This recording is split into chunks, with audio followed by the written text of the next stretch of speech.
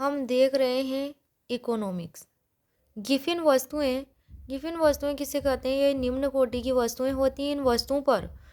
इन वस्तुओं पर मांग का नियम लागू नहीं होता है। मूल्य में वृद्धि होने पर गिफिन वस्तुओं की मांग बढ़ जाती है।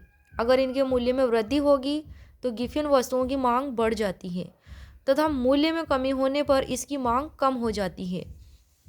इस विरोधाभास को गिफिन विरोधाभास की संज्ञा प्रदान की गई है। विक्सटीड के अनुसार घटते प्रतिफल का नियम उतना ही सार्वभौमिक है जितना कि जीवन का नियम। नेक्स्ट है पूंजीवाद, कैपिटलिज्म।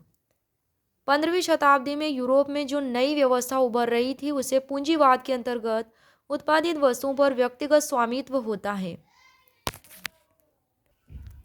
उत्पादन का मुख्य उद्देश्य मुनाफा कमाना होता है। इस व्यवस्था में मजदूरों के पास कुछ भी नहीं होता, वे मजदूरी के लिए काम करते हैं।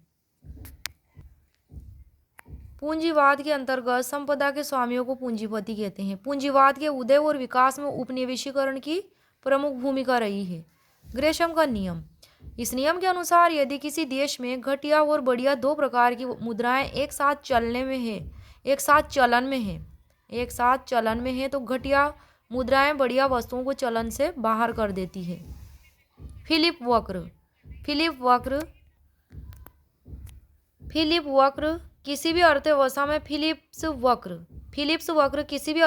में फिलिप्स वक्र द्वारा बेरोजगारी की दर और मुद्रास्फीति के व्युत्क्रम संबंधों को दर्शाता है। किसको?